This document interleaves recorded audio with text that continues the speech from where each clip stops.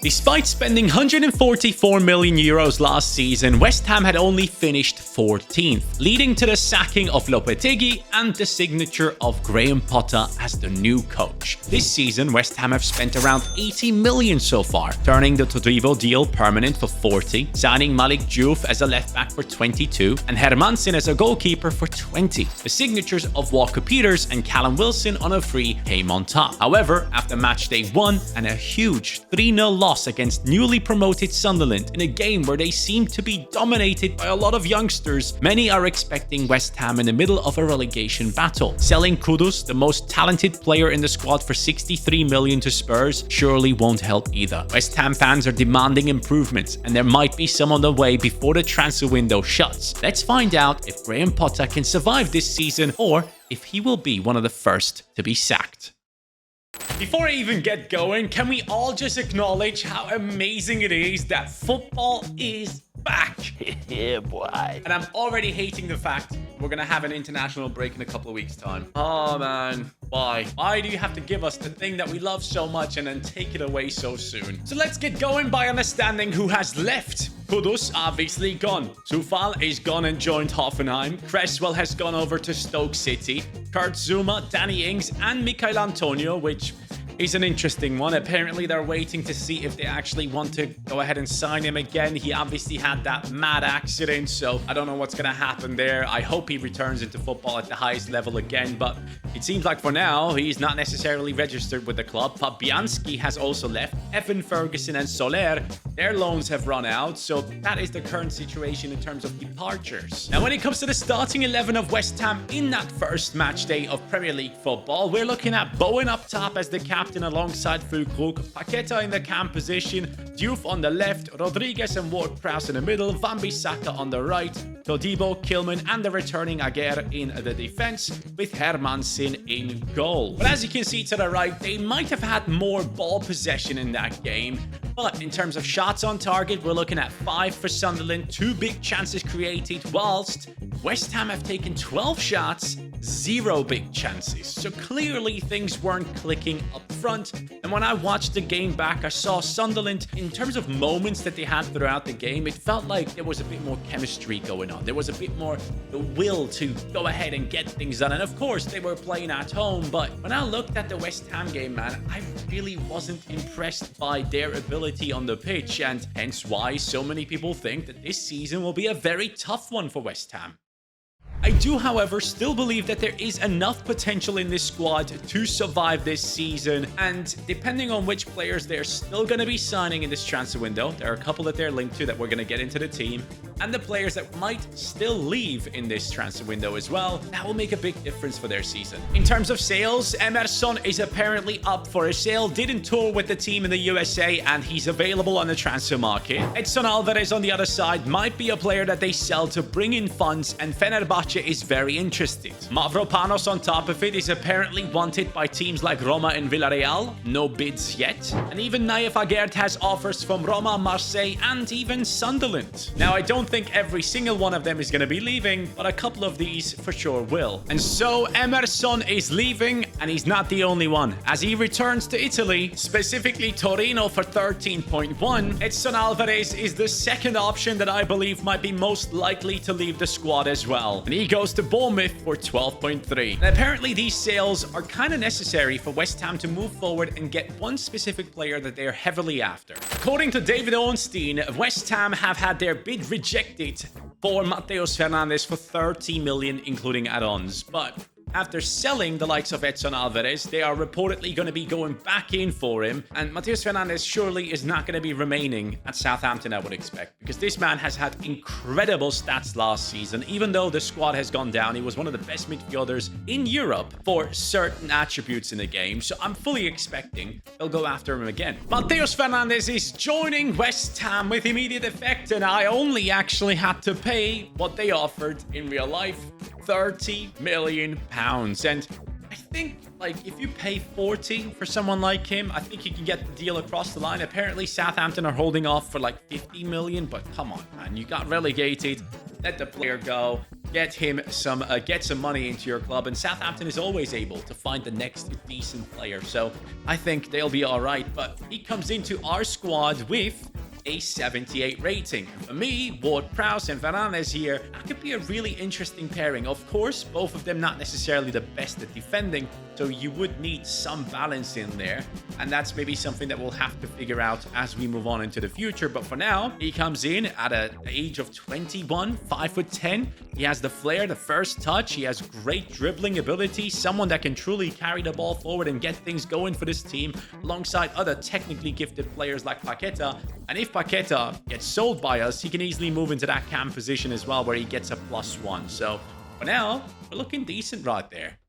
Apparently, West Ham might not be done yet after that. So they are going for a player that is a bit more of a defensive option, and that is possibly a great pairing. So Engelael Mukau from Lille is possibly joining West Ham still in this transfer window. He is now coming in for just 13 million, 75 rated, and he is a youngster, a player I've just recently used. 20 years old, left-footed, 6'1". So ideally, you want to build someone like him up for the future, and then maybe as Ward-Prowse comes down in his performances, you move Fernandes over to the right, and Mukau takes over the other centre midfield position. Now, the best stats of this lad: pace, passing, dribbling, defending, and physicality. So he seems to be a very good all-rounder. Now some youngsters that are out on loan. Earthy to 1860 Munich. Skulls goes over to Auxerre. Guilherme joins QPR. And Potts over to Werder Bremen to get playtime. And now for the first game with West Ham, we had to choose London rivals Chelsea. The bubbles were all over the pitch as we went through with Füllkrug, who scores off of our first strike. 8 minutes into the first game that we play with West Ham. Was this going to be a good sign of things to come? Well, Nico Jackson failed at getting past Hermansen, which was a good sign. Wan-Bissaka tried to find Füllkrug. He's decent in the air. We tried to utilize that.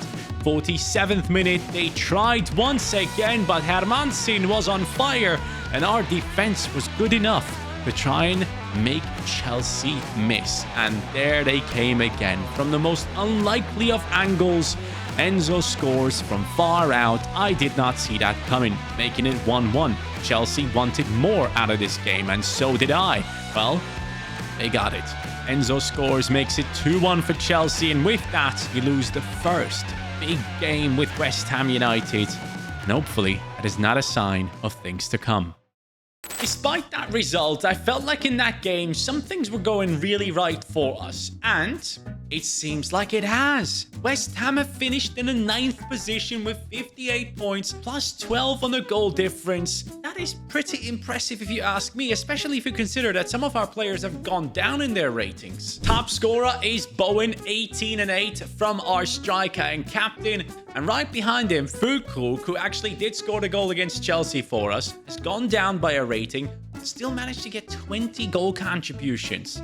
I'm very impressed by that. But also, look at Fernandes. First season, 10 and 7, plus 4 growth. That's what I'm after. By the way, is it the same as Bruno Fernandes? Is this Mateus Fernandes? Is that how it is? Anyways, Diouf up to an 80. Love that. Wan-Bissaka +1. Ward-Prowse up to a 79. Defensively, Aguerd, Kilman, and Todibo looking good. And Hermansen, who's a player with decent potential, has actually gone up. First game for West Ham, he didn't look too good. I feel like one of the goals he definitely should have saved.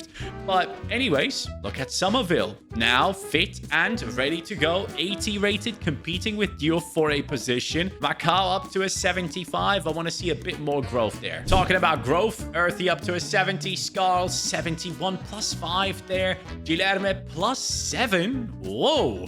And then Potts 73. How the hell did that happen? Now, going into the new season, West Ham might be facing some issues. Contracts are running out for Areola, Aguerd, Rodriguez, Souček, Ward-Prowse, Cornet, and Paqueta in 2027. Which means some of these players will have to go ahead and be sold in this transfer window that we are in right now. So, it's time to make big decisions. Realistically speaking, I'm assuming Areola doesn't want to be a backup to Hermansen, so he probably will be sold. Aguerd, if they want to cash in big time, if he performs well this season, there might be a possibility of him going as well. Rodriguez and Souček. Souček, I think he's going to extend. I don't think he has another like big step left in his career. So I'm going to go ahead and take him away from the transfer list. Oh, actually, I can't. He requested a transfer, so forget about it. Forget about it! Ward-Prowse, I fully expect him to extend for another year. I think he's kind of content at West Ham. And then going on with Cornet, that is a player that you can move on, especially with Somerville and Guilherme hopefully getting better in the future. And then Paqueta, this is the one where they can go ahead and basically cash in the most. So I'm assuming some deals will be happening. And here it goes. Paqueta, 29 million to Man City. Aguirre to Juventus for 28.4. Souček, 12.9. Rodriguez, Cornet, Areola. All these players leaving with Kante going out on loan. And especially if West Ham actually end up getting relegated, I believe all these players will leave. So yeah, we're getting rid of them now, leaving us with 216 million. I need a striker, a center attacking midfielder, a backup midfielder as well, and a new center back. Let us start at the back as we build into a brighter future. Wouter goes from AZ Alkmaar, is coming into this West Ham squad as we speak. A huge transfer for us for just 16 million. This guy's very talented, still hasn't moved away from AZ Alkmaar. The last biggest player to move out of AZ Alkmaar obviously is Tijani Reinders. So yeah, let's hope this one works out for us. He comes in at a rating of 77, replacing Aguirre in the starting lineup and actually competing with the likes of Mavropanos, who is on a 78 now. Mavropanos, by the way, some amazing play styles on him, but let's focus on this young man. Jockey and anticipate on him. Comes in at just the age of 22. Decent amounts of pace. Really good defending. Physicality. 6'2" tall. That is the first big signing we're making this season. Now let's find out who's going to play in the cam position for us. Since we are West Ham and we are not necessarily a top 6 team yet, we need to keep going after players that would be willing to join a side like West Ham possibly. So I'm going for a name that not many would know. Haraldsson joining us from Lille once again, a team where we have purchased a player already. This is a potential top target for us. 8 goals and 4 assists in the past season for Lille. An Icelandic center attacking midfielder coming in at the rating of 81. So I think we have replaced Paqueta really well here. 23 years old, 83 pace, 78 passing, 84 dribbling, 5'10", incisive pass, technical and flair. That's all I ever want in that cam position. And he's 5'10". For me, that is like the perfect height. 5'10", 5'11". Those are the types of players I like the most on FIFA. Sticking to the theme of not bringing in any huge names yet, we are going for a striker who has gotten 16 goals and 2 assists playing for Rangers in the past season. That is, of course, Hamza Igaman. This man is walking into the club for just 17.5 million, which is nothing for a Premier League club. But we are trying to make the smartest decisions for West Ham. And he comes in at the age of 23 with 85 pace, good shooting, great dribbling, 4-star skill moves, 4-star weak foot, 5'11".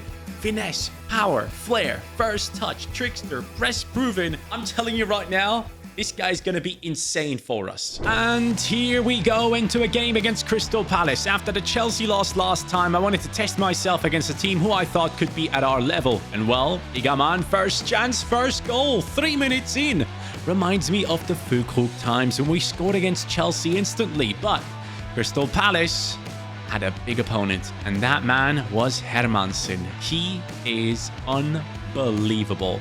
Watch out in this video. Hermansen is going to potentially be the hero as Mateta goes through 47 minutes in. 1v1 situation and he saves us once again.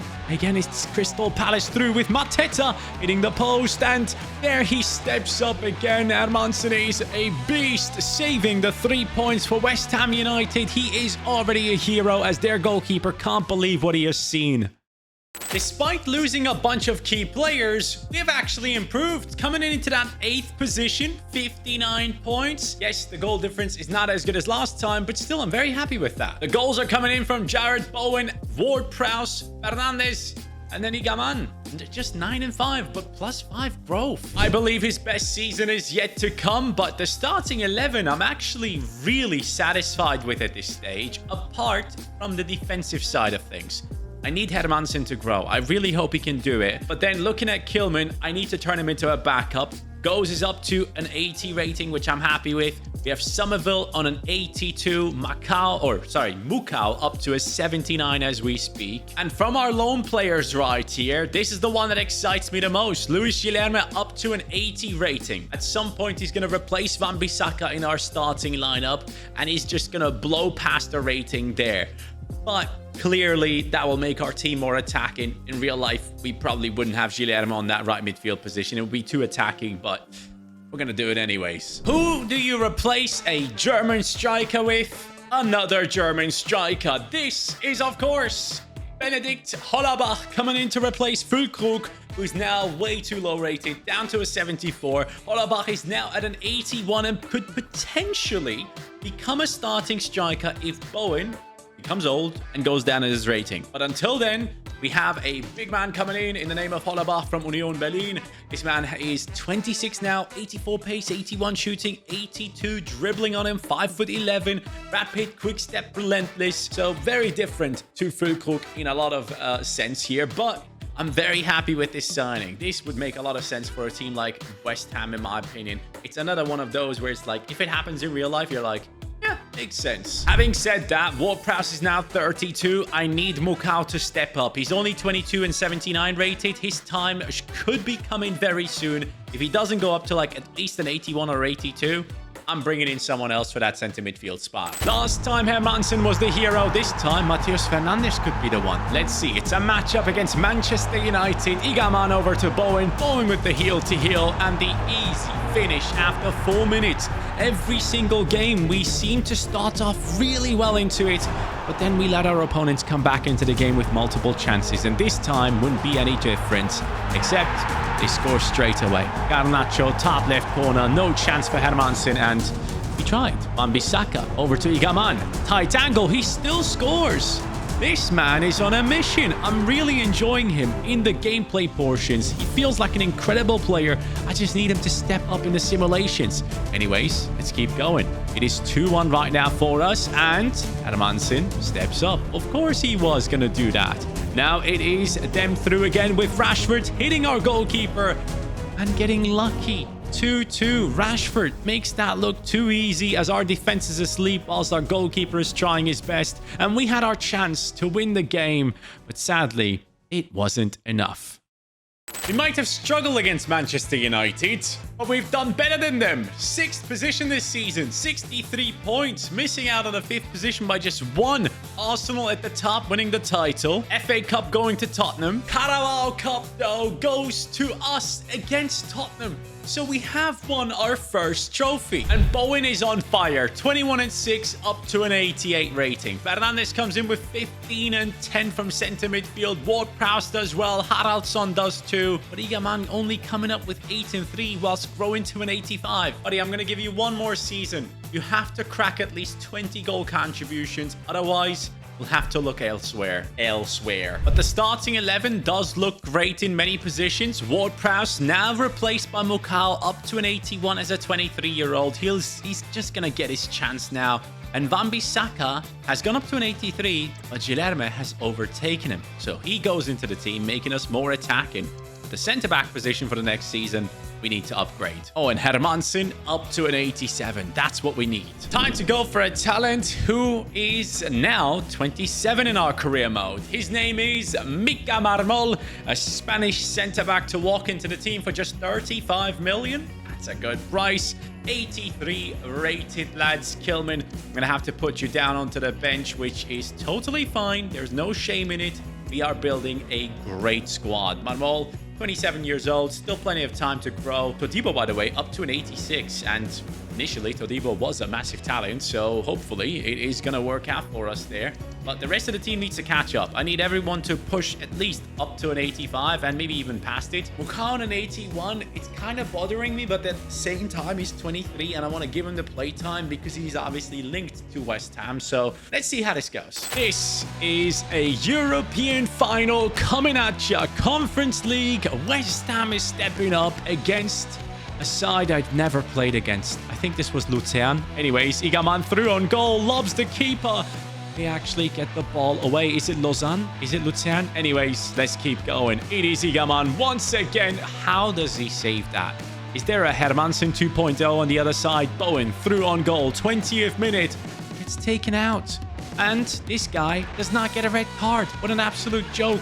Bowen strikes it. The keeper saves it. Schmidt is his name. Maybe I should sign him. But then again, we do have a beast of our own who steps up nicely in the 32nd. This game wasn't decided until this moment right here from the Moroccan striker of Rangers as he starts to dance on the grave of our opponents. Okay, that's a bit harsh. Anyways, 45 minutes in, they are through once again. This team was going to give it their all, but Hermansen, mate, what a goalkeeper he has been. As Mukau pops up out of nowhere and scores the second for our team as we reach out for another European trophy for West Ham after the last one that they had picked up with Declan Rice. Here we go. Giving away a penalty in the 65th minute. And well, Hermansen tried, but he's not the best goalkeeper of all time, so he can't make it all happen for us. But Owen can. What a finish that is. He basically says, I'm not hearing anything out here. The fans are silenced. Bowen over to Igaman again, and yet another goal in a European final. 4-1 as we lift the Conference League trophy once again for West Ham. Not just the European trophy, but also top 4 has finally been achieved by West Ham. Chelsea win the title. Next season, I'm definitely playing against them unless we have another cup finale coming up, but I'm excited about that matchup once more. Guess what though? Top scorers. Igaman is in there. He has 19 and 38. That is a much better season from him. All comps, it is 31 and 7. Love that. Bowen 25 and 7. Fernandes coming in with 11 and 12. Haraldsson 9 and 4. And Guilherme on the right with 4 and 6 up to an 87. And I gotta tell you, man, I'm absolutely loving this team. Mukau up to an 85. Yes, he scored his goal, obviously. Big moment for the lad. Marmol up to an 86. Love that. And Hermansen, bro, he has been unbelievable in the games I've played. I'm so happy that we have him in the squad. And on the bench, we're looking super solid too. Somerville 86, Hollabach 84. Even the original Marshall, the one the kid right here, looking quite solid. Potts as well, Mavropanos, Kilman, Luizao. Yeah, I'm really liking what I'm seeing here with this West Ham squad. I'm going to get rid of a couple of players though. So Chelsea, let's see what you got. 21 minutes into this big game, and it is Lainez passing it inside. Cole Palmer, Ugo Chukwu, and of course it's Hermansen again. This should be the rebuild or playing the career of Hermansen. Honestly, this guy's been incredible. Mateus tries to score from a bit further out. No chance right there. But Owen and the lads, they will try with a beautiful through ball into Igaman. Look at that skill move. Renato Vega on the floor. He scores. It's 1-0. Can we finally win a game against Chelsea? We're dancing on them once again as they try and come back in the 70th minute. Well, it's an opening that Nusa uses perfectly. What a strike. Bottom left corner. Hermansen stands no chance. And yes, we once again failed at beating Chelsea. It's a draw this time. Would you look at that? Multiple trophies on top of the bus despite not beating Chelsea, who were 4 points ahead of us at the time we played them.